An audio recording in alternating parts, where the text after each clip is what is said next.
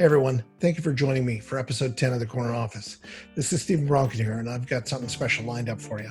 All the way from Florida Atlantic University's Hospitality and Tourism Management program, we've got Dr. Peter Ricci, Clinical Associate Professor and Director, as well as Anil Bilgihan, Associate Professor.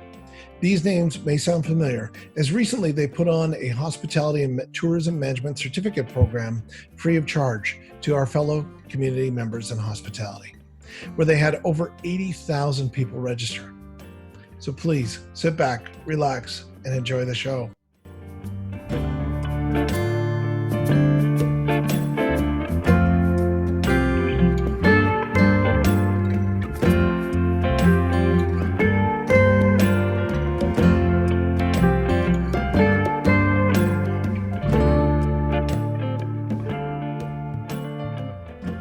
Peter, Anil, welcome to the show. Hey, how are you? Hi, Steven. Hi, good to have you both.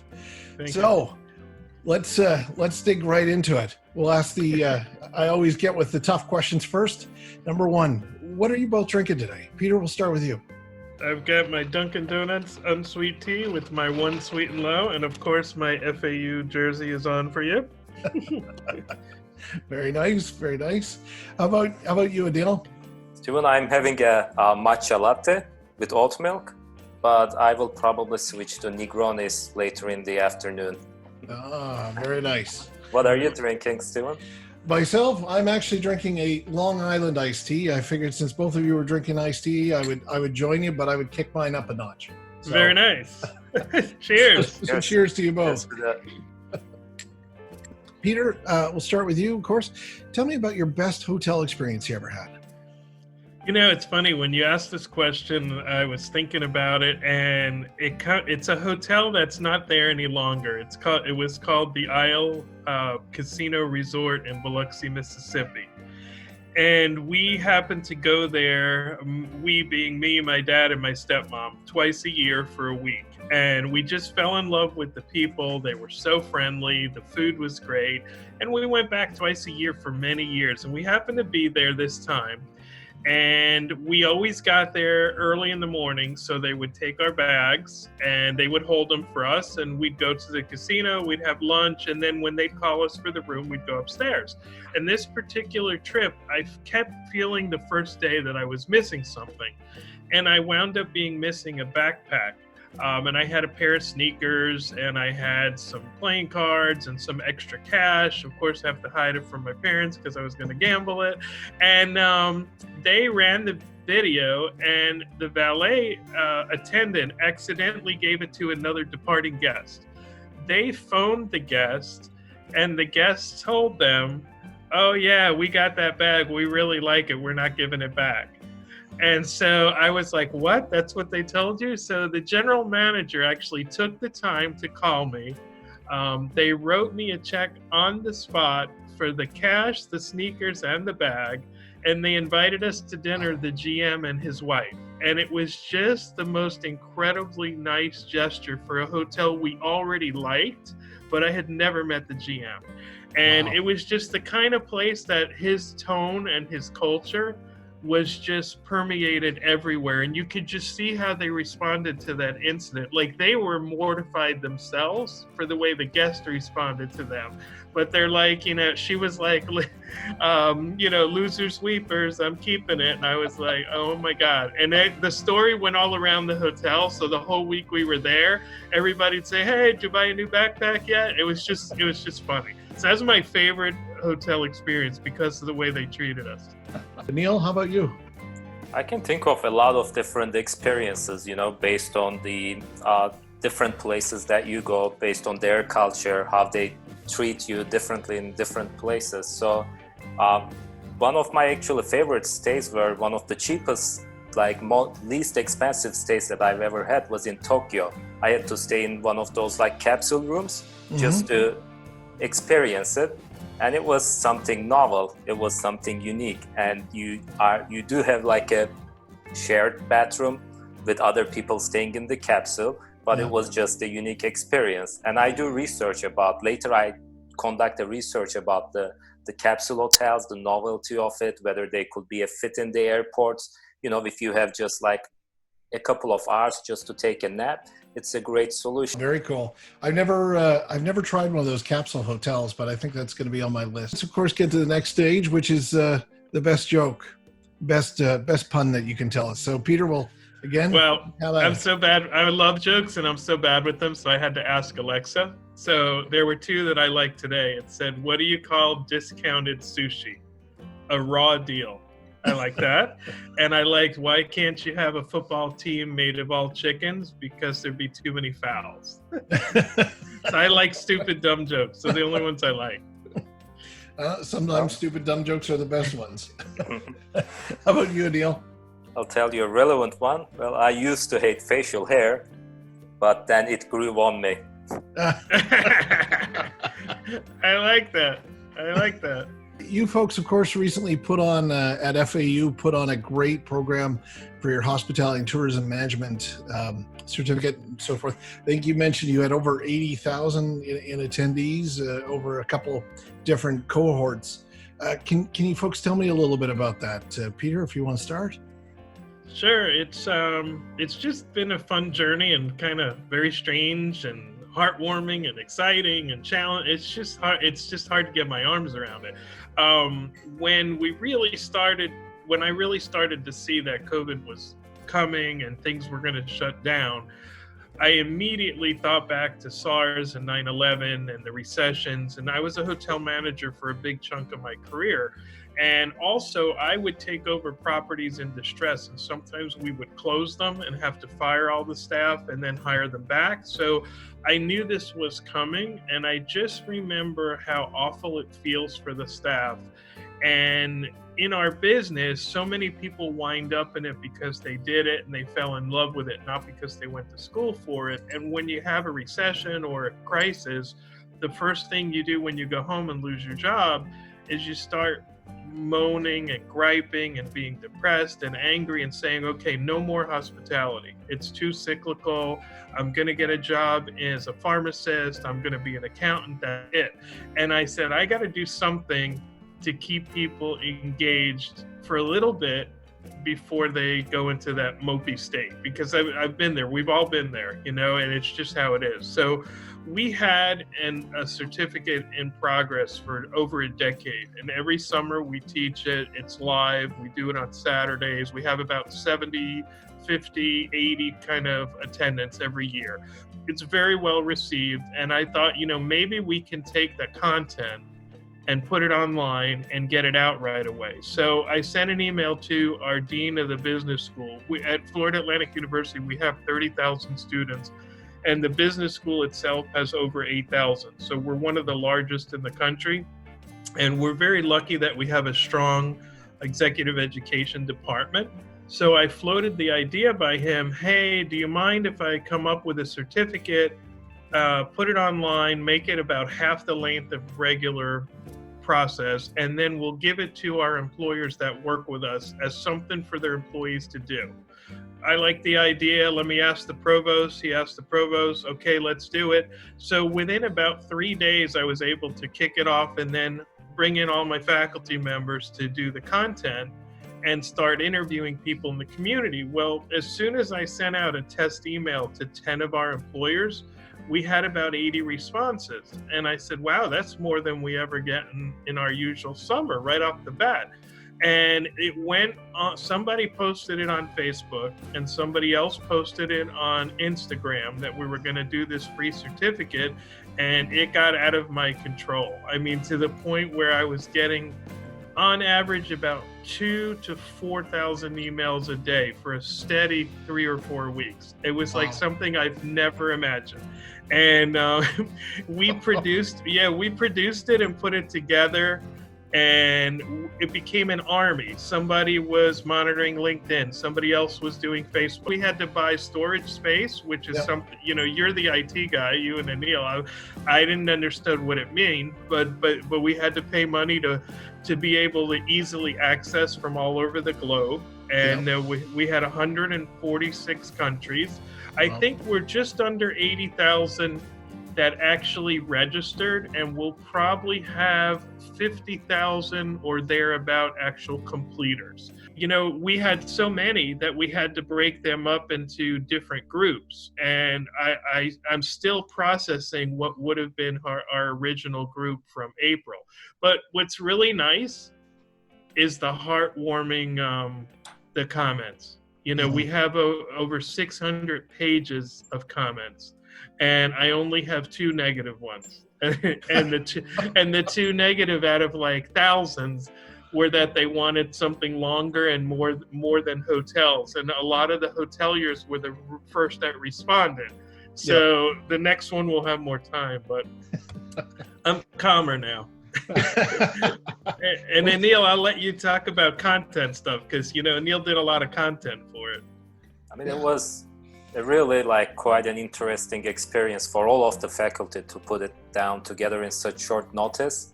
You know, we had to go and get a Vimeo account, for instance, like the IT department dealt with it, because usually we have, you know, 30,000 students in the university total, and a course is usually like on average maybe like the classes that I have usually have 50 to 60 people max in my case.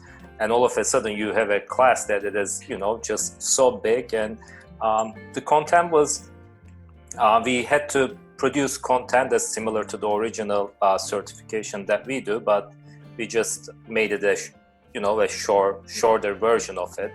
And we interviewed some great people that are in the industry, and it was really fun. Some of them I really appreciated. They came to the campus. We kept our social distances, and every time that we touched to the computer, like rubbing it with the alcohol and just like cleaning it all off. So it was great. People participated, and we just also taught the regular courses that we will teach in the certification, but in a shorter format. I mean, we had to trim it a lot, so content is about 20 hours total. It's not a lot, but to throw it together that quickly, and my goal was to have people watch it an hour or two a day instead of just the news, and to feel positive during the day about hospitality. We did a little revenue, a little law, a little this, a little that, and I think it kind of made its goal. But I never in a million years would have imagined that it could spread like that. But it just shows how many people in hospitality were in need of doing something to feel connected, you know? I agree. I took it myself, and I mean, I've got to say the content was great. The guest speakers that you had on there were great and well managed, because you had folks from Mandarin Oriental, you had folks from Marriott, from Hilton, from other hotels. It was really well done, and you could feel the in a sense the brotherly emotion, the team atmosphere while you took the course, that everybody wanted to come through this, and it's, you know, we're doing this for everybody, right? And it was really well done. So congratulations to you both on that.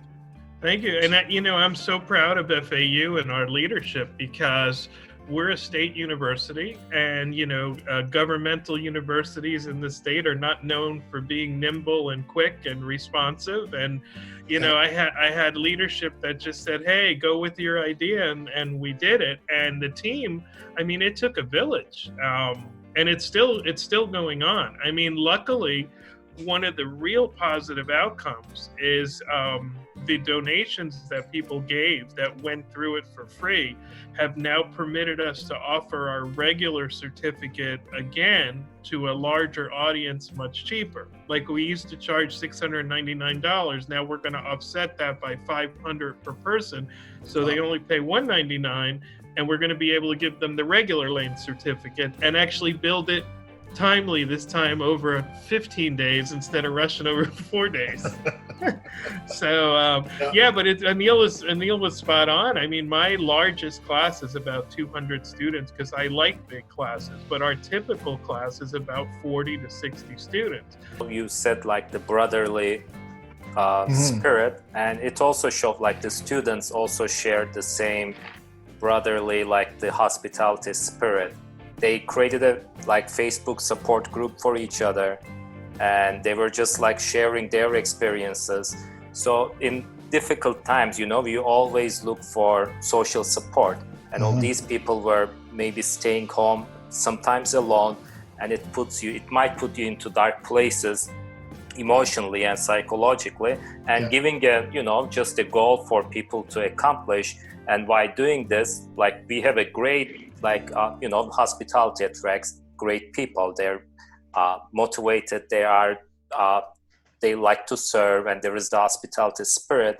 And if you just like take this away from it, you go to your hotel every day, you have such pride and you're happy to serve people, and all of a sudden you cannot do that. You're stuck at home, so you might feel lost. It is normal. And these people, they just found social support within each other.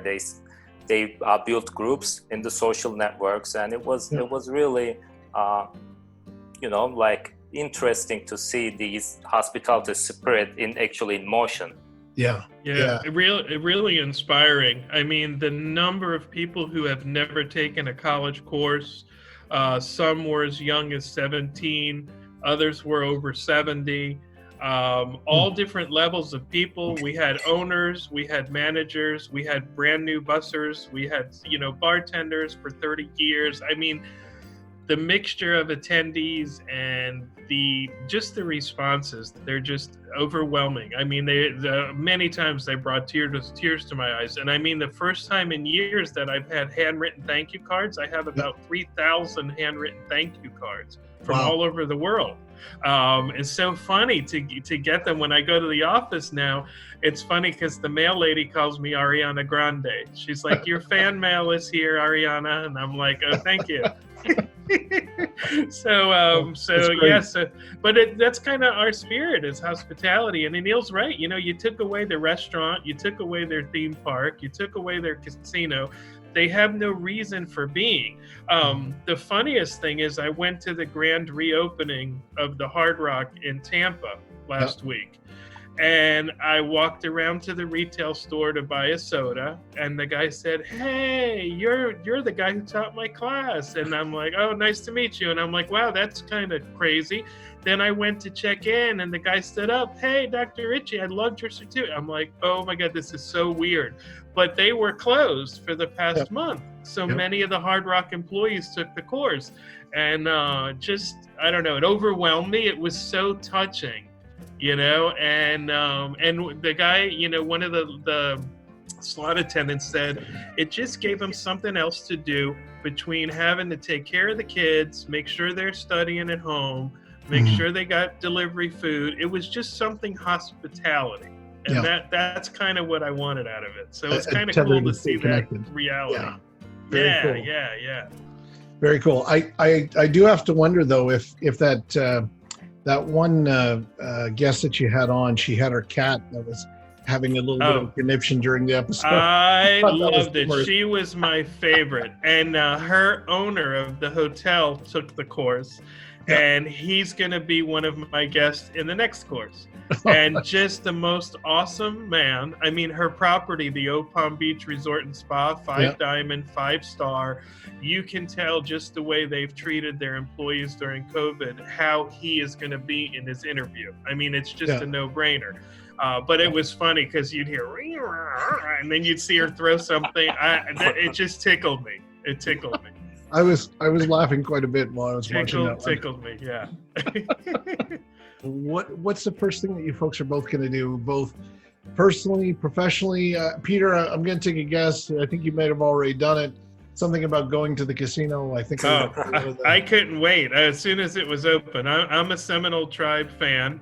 I've donated many dollars to the tribe in a roundabout way, but I really love their service. And my mom, when I was a young teenager, worked for the bingo hall when the Seminole Tribes first brought high stakes bingo. And I'm just so proud of the tribe for becoming successful and, taking care of their own and doing that all within the environment of something I like, which is gambling. So it's been, a fun ride. But, I am concerned about the future of the business in the next 36 months. And I want to see, from now that I'm on the academic side instead of on the industry side, I'm anxious to see how it goes, because I left being a general manager to start my doctoral degree on August, say the 20th or 15th, something like that, of 2001. And then 9/11 came, and I mean, right around the same time, and we didn't know what would happen to academia. And at that time, people came back to school, but it was only one, blip in the map, a horrible blip in the map, but people started traveling sooner than later, and it didn't affect every other part of the globe. Like I always said, if you didn't want to fly, you were still using Alamo, Hertz, Avis, and Enterprise, and you could still go to a restaurant, you could still go to a museum. This is just so different and so gut-wrenching that I really see it as a chance for the industry to rebound and actually improve their service, because now we're going to be able to be picky. But I just don't know if people are going to flock back to education right away, because if I mentioned to you before the show started, if I were a high school student, I don't know that my parents would permit me to go into hospitality right now, Yeah. And I have I'll use an example. There's a husband and wife who took our certificate course that work for Marriott International at the Grand Lakes property in Orlando. I've been there For about 30 years. They got married there, they met there, and this is the first and only company they've worked for, and the first and only time they've been without a job. So if that's your parents, you might not be hearing the greatest things at home right now, about the industry. So I know that property actually very well. That's connected to the Ritz-Carlton, I think. It's a JW Marriott and a Ritz together. It's gorgeous. Yeah. Oh, beautiful. They have a fantastic burger in the bar downstairs. It's phenomenal. That's very, awesome. very good. Oh yeah. I've been to a few hotels. Yeah, burgers are always a good barometer of the hotel. I agree with you. Very, very and Neil and I have both lived in Orlando. I lived in Orlando when they were building Grand Lakes, and I was teaching at UCF, University of Central Florida then, where Arnold did his doctoral degree, and we helped staff the Ritz-Carlton when it first opened. So nice. In a roundabout way, the lady and her husband, when they emailed me, said, "You don't remember us, but we were there at opening." And I'm like, oh my God. I ran into people I haven't seen, and I'll be 55 in a few weeks. I ran into people I haven't seen since I was 19. Wow. And, still in the industry, still great people, and you pick up and start chatting as if it was just yesterday when you talk to them. Yeah. We're in a great business, but I'm afraid for the short run, not the long run. Yeah, I think if we can remind people of anything, I mean, it's the hospitality industry is so great. I mean, you said it in one of your videos, and we've been saying it, of course, for years. It's once you're in hospitality, if you've got that thirst for the industry, you're in it for good. I myself went out for a few years and came back because I loved it so much, and I loved the sense of community that was there. So, hopefully anybody that does go out, they go out for a brief amount of time, learn what life is like outside, and then come back home. Yeah. Right? And I'll brag on Anil while he's sitting here. I mean, he was in his home country of Turkey studying IT as a young guy. Somebody kind of told him, "Hey, why don't you study IT at University of Delaware? There's a hotel there." And then he's a caregiver type of person. And so he blended hospitality with IT. But no matter what you do in hospitality, there's a thread that runs through all of us where we are the ones that want to take care of people. We're the most likely to respond quicker to emails. We care about you. And it's more than just the role we're doing. Even my accounting friends, my CPAs that work in hotels are much warmer, friendlier, caring accountants than people who don't work in hotels, or cruise lines or whatever. I agree. They've all had that guest experience at some point and have learned to be always guest facing and guest answering, and everyone you deal with is, in essence, how can I help you today? And we're in a business school, so I use what we teach as a services example. I mean, you don't have to go work directly in hospitality if you study with us. You could work at Bank of America. You could work, for a construction company as a project manager. You can do anything you want, but we're teaching you the service skills within business. And that's what it's all about today. I don't care if you run a plumbing company. If you're the fastest to respond and the most gracious and have the best communication skills, you're going to be the plumber I hire as long as you get the toilet fixed, But I mean, I'd rather hire you for service as well as the business that you're in. So the model that I like to say is we teach services skills within business. For the most part. If everybody had the customer service acumen that hospitality does, the world would be a much better place. Absolutely. Absolutely. Anil, how about you? What are you gonna do as soon as we get out of all this? Well, personally, that I want to travel. I mean, I want to take the flight, and my brother and his wife are expecting a baby in Luxembourg. So wow, it's happening in July. So the first thing that I want to do is just to get a ticket to Luxembourg, and that's the personal. Professionally, congratulations to them, by the way. That's good. Thank you. That's great. Yeah, cheers to them. Soon to be uncle. And for the professional side, I mean, I like teaching online, but I do miss the students. So professionally, that I am looking forward to be in the classroom again, face to face. I don't know when that's going to happen, whether in the fall or maybe in the spring, but I'm looking forward to be in the classroom professionally. Yeah, me too. We've taught online in our little corner of the world for a long time, but we've always taught either hybrid or we'll at least see you part of the semester. So this is just a little odd to be, it's hospitality. We can't hug you. We can't say hello at a hotel lobby. We can't go to a conference. So we're all zoomed out, so to speak, Yep. Yeah. I'm myself am waiting for those 7 magical little words. Do you want to start a tab? That's a good one. I like it. In episode 8, I interviewed a good friend of mine who's the director of IT for the Calgary International Airport. And he actually said that they were back at their 1996 levels. They typically do about 19 million passengers a year. And he anticipated this year that there were going to roughly be about 6.5 million. Wow. That's how down they are. So, that's a biggie. And there's not enough talk right now. You hear the hotel association, the restaurant association, everybody's lobbying, but it's really the airlines. If they don't feed people to your market, everything else doesn't matter.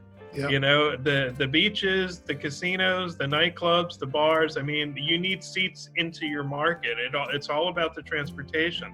And Fort Lauderdale and Miami, we're extremely reliant on air. All of South Florida. The airlines have to regain because the amount of travel that everybody does. I was on a plane roughly every other week in 2019, and 2020 was even going to be busier. So they've got to get back to that. And I hope that for our hospitality industry's sake that they do, because they're a great travel partner. So. Absolutely. Load factor and it's always such an important thing in the background that, even when I was a hotel general manager, I would always train my director of sales to be cognizant of the lift into the marketplace. It's just so easily forgotten about. And, when I was in Miami at different points, Aero Costa Rica and the airlines that don't fly anymore would start serving the market. Like, where are they staying overnight? Where is the flight crew? Who are the tour operators? I mean, that's kind of how your destination flourishes. As it starts with the air. So it's a little strange time because if the fares go up, if they limit the number of seats and so on and so forth, then right off you're having a difficult time. I don't know if you followed Florida much, but it's kind of a hodgepodge of what people are doing. Like Tampa has opened their casino, but South Florida has not. Universal is opening in about 7 days. Disney's waiting another month. So it's very strange, and there's no consistency by region. There's no consistency by state. It's very different in the U.S. as to what's going on. And to me, if I were a consumer, to me, that brings fear and unknown. If everybody's opening on the 15th of July, okay, I'm going to be ready to go on the 15th of July. But nobody, it's just different. Where do you see the industry going in the next year, 2 years, 3 years, etc.? I think for the short run, I'd say 24 months. It's going to be an unknown as to who emerges as a leader with some good examples. I think everybody's taking a wait and see for best practices, and then once the best practices are out there and proven, then that niche area will boom back first. I think it's also a time when companies have the opportunity to it's in a bad way, but to lay off those that were not producing and be able to hire the best. I'm hoping from an educator perspective that now employers you were in the certificate, you've heard this from every HR person we interview. I mean, people were not showing up for interviews, they would get offers, they wouldn't show up for the first day of work because jobs were everywhere. So we have a chance as an industry to emerge stronger based on talent, because we can be picky for a little while. Now, what that means for the displaced workers that weren't, earning their share, I don't know. But I do know 24 months, I think, is going to be rocky. I think 3 to 5 years we'll get back to about 2017, 2018 levels, but I think it's going to be a long time till we get profits back because of this added layer of costs.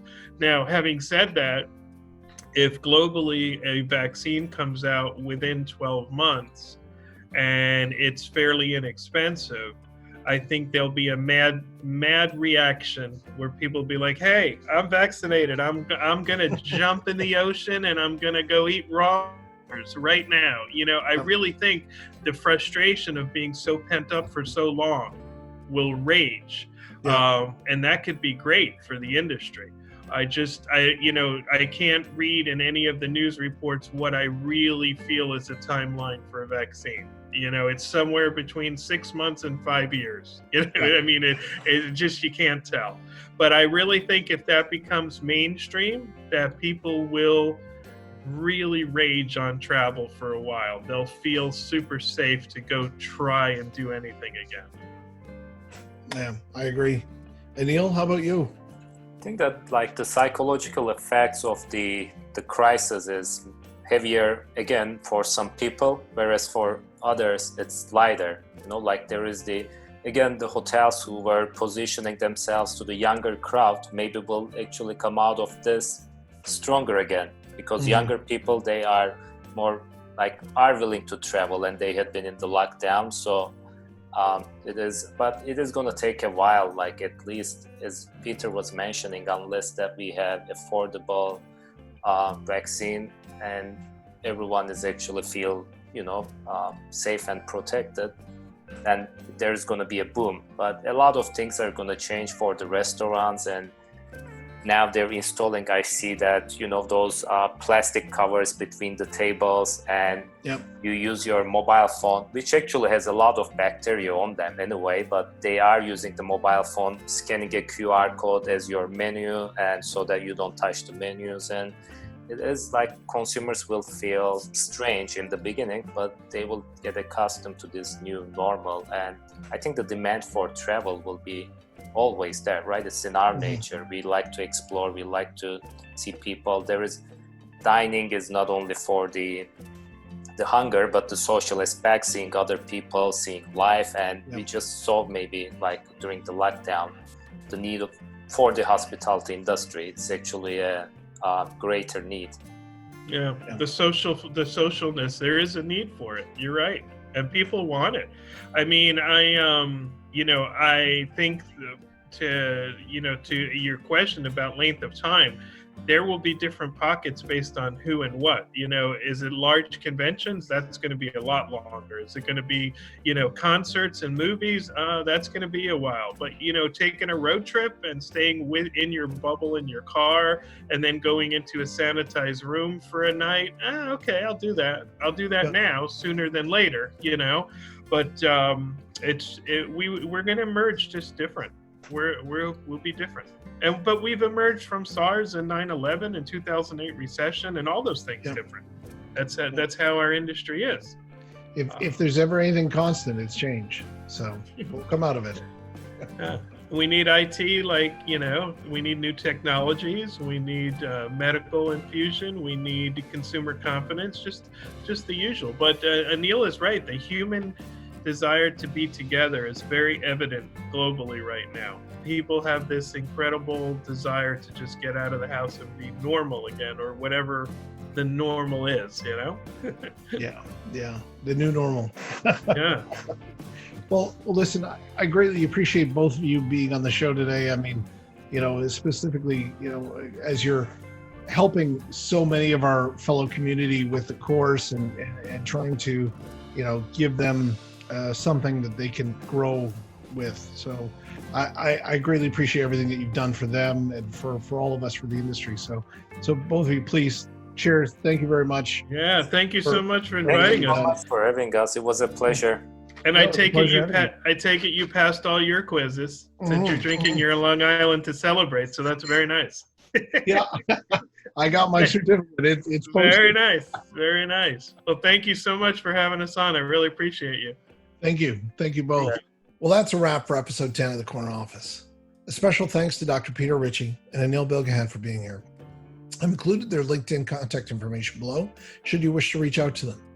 I've also included Florida Atlantic University and their hospitality and tourism management programs information below, should you wish to learn more or contact them about furthering your education. Additionally, for more information on Safety NetAccess, our products and our services, please visit us at www.safetynetaccess.com. As well, if you like what we're doing here on the Corner Office, please subscribe. It would mean a great deal to us. Until the next time, be healthy, be safe, and hey, don't forget to be happy. Thanks, everyone.